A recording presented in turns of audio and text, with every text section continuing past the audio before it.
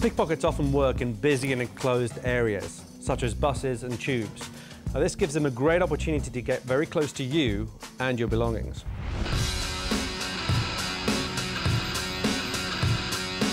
Alex, Jess and Paul are going to spend the day travelling on London buses to see what they can pick up. Alex has identified a possible target and gets close.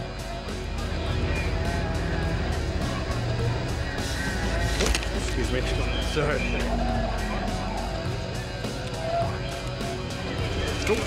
Sorry. A few stops later, and he has got himself a wallet. But how did he do it? Let's rewind and take a closer look.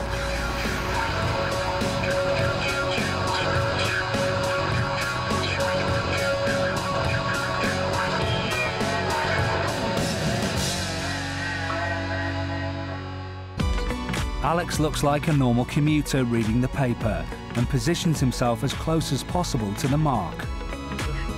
As the bus hits a pothole, Alex uses it as an opportunity to lurch forward and feel the man's jacket to find out where he keeps his valuables. Alex has discovered the man has a wallet in his inside jacket pocket. As the bus jolts again, Alex uses the bump to disguise his hand going into the mark's jacket and removes the wallet. Here it is again.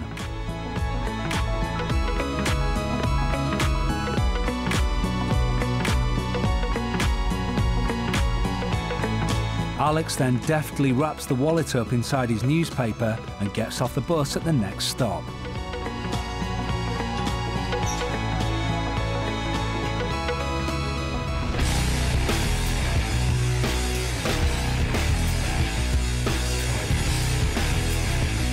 It's Paul's turn, and he has spotted a pair of designer sunglasses he fancies.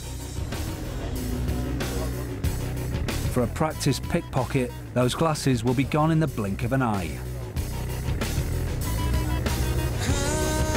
Here comes Paul. And he's got them.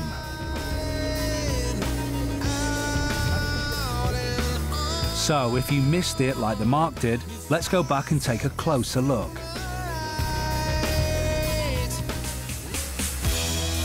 As Paul approaches the mark, he uses his newspaper to disguise his actions. He deliberately pushes past and in one smooth action lifts the glasses out of the jacket.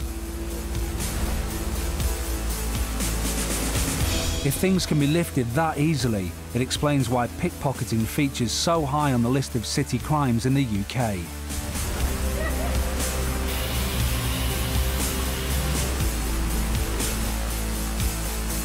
Later on the same route, Jess pretends to be an innocent new mother. But the baby she is holding is actually plastic. She's only caught the bus so she can catch a mark. And here he is, about to get off at the next stop. Jess has spotted a mobile phone and moves in for the steal.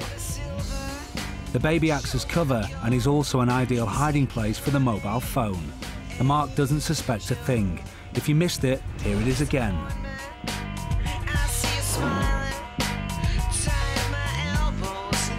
Jess takes a seat. And the mark leaves the bus, unaware that he has just been robbed.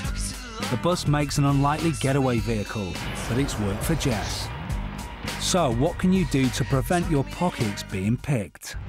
There's many ways that you can identify yourself as a target to thieves. If you've got expensive goods on and they're on display, this is going to draw thieves in. You can wear different headphones for your MP3 player to disguise what model that is. And if you've got expensive sunglasses, if you've got a big bulging wallet with too much cash in your back pocket, the thieves will see this. They're actively out there looking to target people. Keep these things covered up and don't let the thieves see them.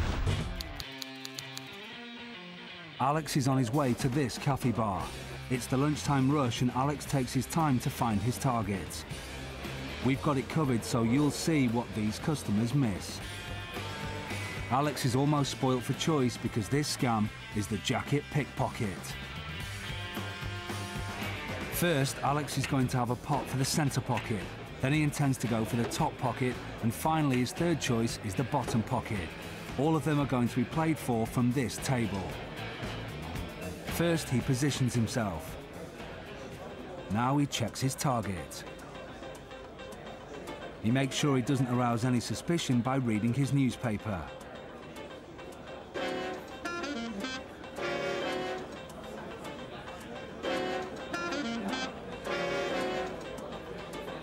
Alex retrieves his newspaper. That's certainly all anyone in the cafe sees. Let's look at it again. Alex deliberately drops the newspaper, but what's he up to? If you can't tell, then have a look from this angle. Under cover of the newspaper, Alex lifts the contents of the inside jacket pocket. The spy camera shows his catch: a passport, mobile phone and wallet.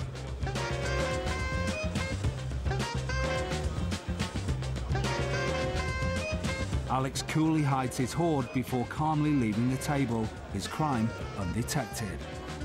He now needs to get into position for his second pocket. A trip to the bathroom is a good enough excuse.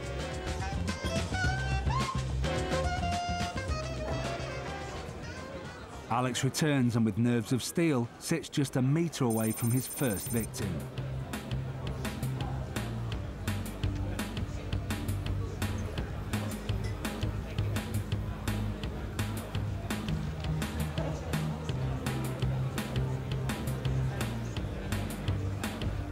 Alex uses his mobile phone as an excuse to go for the second pocket.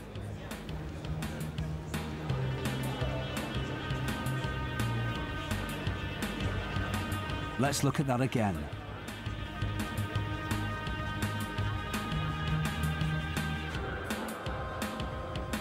What's Alex got? In a closer view, we see Alex has only managed to grab a glasses case. The spy cam shows it was a good lift, but it's a poor haul.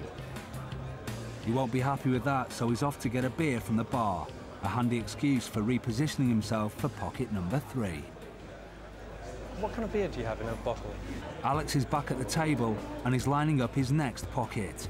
Incredibly, his 2 previous victims are still unaware of being robbed. Alex's next target is too engrossed in his conversation to notice what is going on behind his back.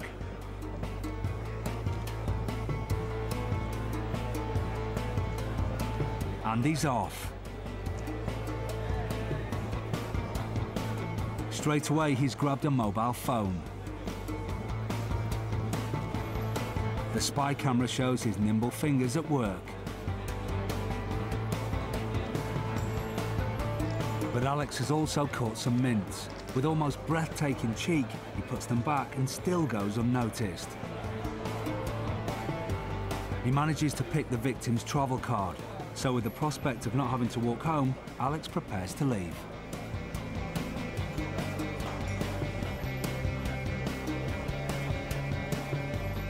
And his cool nerve even permits him a final swig of beer before heading off.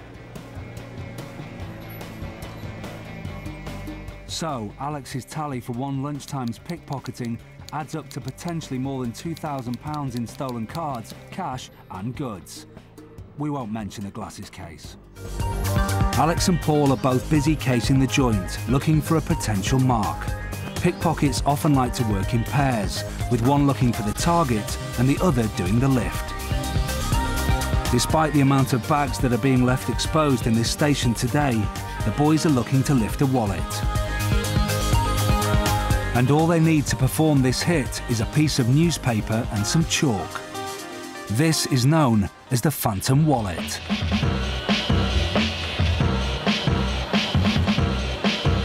For this hit to work, Alex must be able to identify a person who keeps their wallet in their back pocket.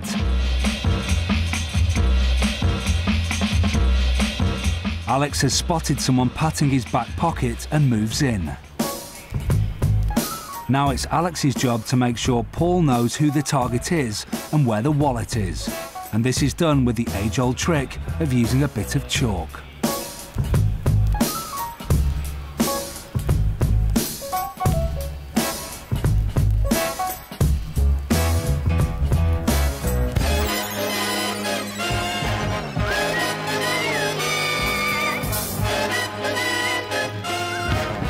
This man has now become the mark. This technique of using chalk to mark a target is where the term originated from. Alex has done his job, now it's Paul's turn. He's spotted the mark, and he knows that the wallet will be in his right pocket as Alex has placed the chalk deliberately on his right shoulder. Paul has to size up the shape of the wallet. The aim is to replace the mark's wallet with a piece of folded newspaper of the same size without him noticing.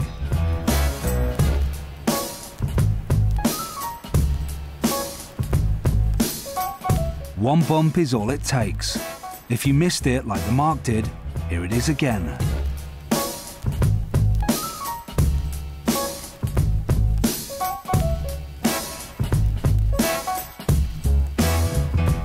No sooner has the wallet been taken from the mark's pocket, Paul deposits it in Alex's umbrella, and they both make a quick getaway.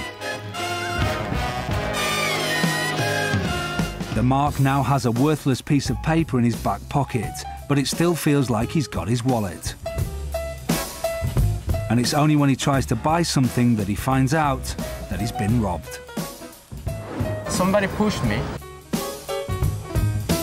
And then I thought I wanted some water, so I went to the shop to buy a bottle of water, and suddenly, when I went to pay for it, I hadn't got my wallet with me. I had just this piece of paper. At first I thought I had to drop it or something, but later I was thinking about everything. I realized maybe it was this guy who pushed me.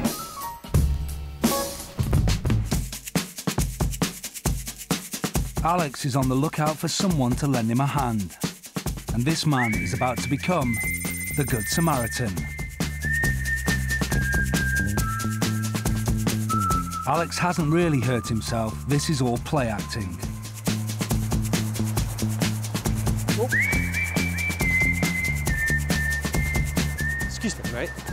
Excuse me. You wouldn't be able to help me down the rest of the stairs. Well, just... It all seems innocent enough. A vulnerable person has asked for help, and of course the mark hasn't refused. But watch closely and see if you can spot what Alex is really up to. If I could just hold on to your hand, is that all right? Thank you. Oh, it's my... Yeah, is that better? Absolutely. Sorry. I've played football and went in for a tackle, and the ankle just went all the way. Yeah, but it's just been killing my back as well, because you're sort of walking upside. There's one with an L on it. Oh. Alex has got what he wanted, and the mark hasn't got a clue as to what has just happened. Sorry. Thanks, mate. I really appreciate it. Thanks for your time. Cheers. Thanks a lot. Bye. Alex makes his not-so-rapid getaway, and the mark is just about to be enlightened by a simple question from Paul. Excuse me, do you have a time? I did have a watch, but... The mark now knows what has happened, but can't quite figure out how. Let's go back and look at how it was all done. First, Alex chooses his mark as someone with an accessible watch. Now Alex snares him with a plea for help. Excuse me, mate. Excuse me. You wouldn't be able to help me down the rest of the stairs. Sorry, I know you're going up, but if you can hold that one there, I'll hold on to the rail. If I can give you the Crutches help distract the mark, so Alex's busy fingers can get to work. Alex's grip on the mark's wrist seems perfectly natural under the circumstances. Sorry. A pretend stumble gives a perfect excuse for a two-handed bid to undo the watch strap. If you missed it, here it is again. Alex has done it. The watch strap dangles and the mark hasn't noticed. Now Alex has to perform perhaps the trickiest manoeuvre. He has to remove the watch without the mark noticing. There's one with an L on it. There. Alex distracts the mark again using the crutches. In slow motion, he still removes the watch at lightning speed and then drops it into his swag bag. One with an L on it. There, I think. Oh, right, okay. Sorry. Oh, With right. his crime undetected, Sorry. Alex has plenty of time to get away. I really appreciate it. Thanks for your time. Cheers. Thanks a lot. Bye. This technique can catch anyone out, and Alex certainly demonstrates this. Oh, excuse me. Sorry. Sorry, you wouldn't be able to help me down the rest of the stairs, would you? Same old story. And I can just hold onto your hand, is that all right? Sorry, I just need to... Oh, 1 second.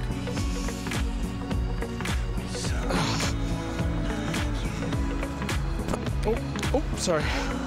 There we go. Yeah, fine. Oh, kills your back. They've got some... Almost identical execution. I think it's left. Oh, excellent. Thank you. There's Thank you for your time. Thanks a lot. Bye-bye. Oh. Thanks for your time. That's right. Thanks a lot. Excuse me, do you have the time? Somebody has took my watch. Do you have the time?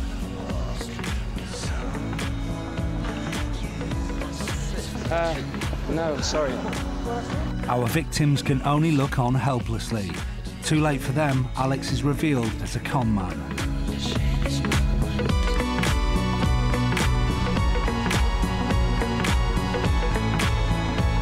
Props away, and Alex has plenty of time to make a leisurely escape.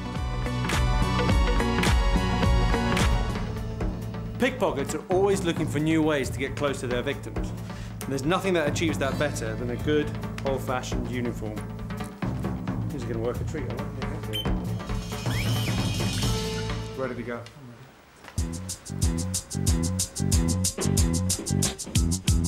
Alex and Paul are off to practice their security guard pat-down routine. Our hustlers have gone to this aircraft museum in Manchester. It's a good location because it's large, has many secluded spots, and we would naturally expect security at places like this.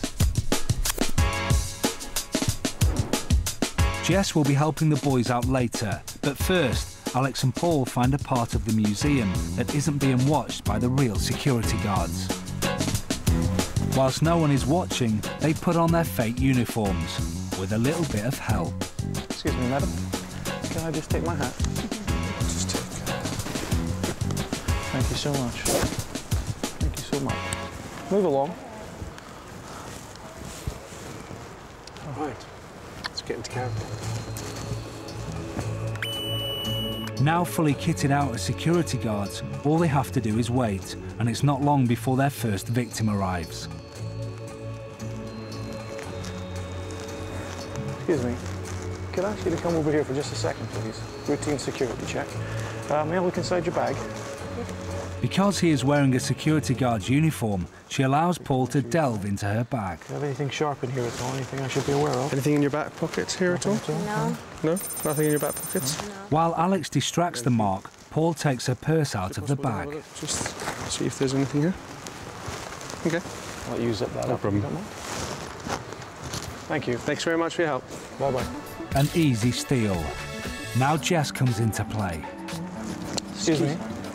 Can we just check inside your bag for a second, please? It feels completely normal that they would check Jess's bag as well. Paul simply slips in the stolen wallet, and Jess walks away with the evidence. It's not long before another mark walks into the trap. Excuse me, sir. Can I ask you to come over here for just a second? It's a routine security check. You don't mind putting your arms up for me, please? Check here. Do you have anything sharp in here? No. At all? No? How about here? No? There goes the wallet. Put your arms there. All right. Thank you very much. Okay. Have a lovely day. Thanks. Bye-bye. He even thanked Paul for making him feel secure, not realising that he has just lost his wallet. And check inside your bag. Again, Jess comes back to take away the evidence.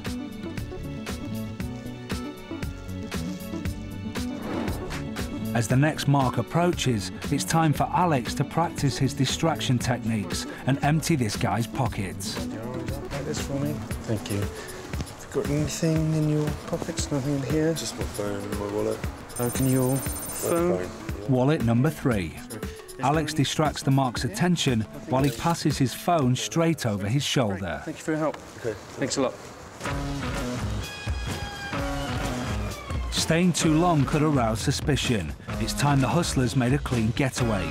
and we came clean with their victims. Move along, please. Move along.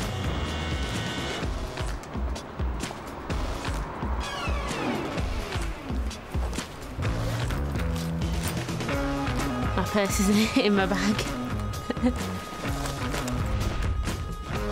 I think the guy that was checking my bag might have taken my purse out of my bag. I wouldn't have realised they weren't security guards.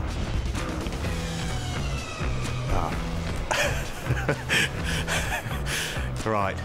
I was probably too trusting. You know, guy stands up with a security guard hat on and a security tab and asked me to lift my arms up. He's going to search me. Looks officious enough.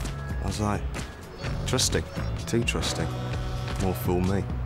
I felt a bit stupid really because he didn't have like any real identification apart from the uniform, so I just felt a bit stupid. I'd just been sucked in by someone walking up just in a uniform. Shouldn't have been able to frisk me really. That's a bit out of line. This con works because of social compliance. We are all preconditioned to react in certain ways, especially when confronted with figures of authority, and people generally will do what they're told. Now, all a con man does is abuse that situation.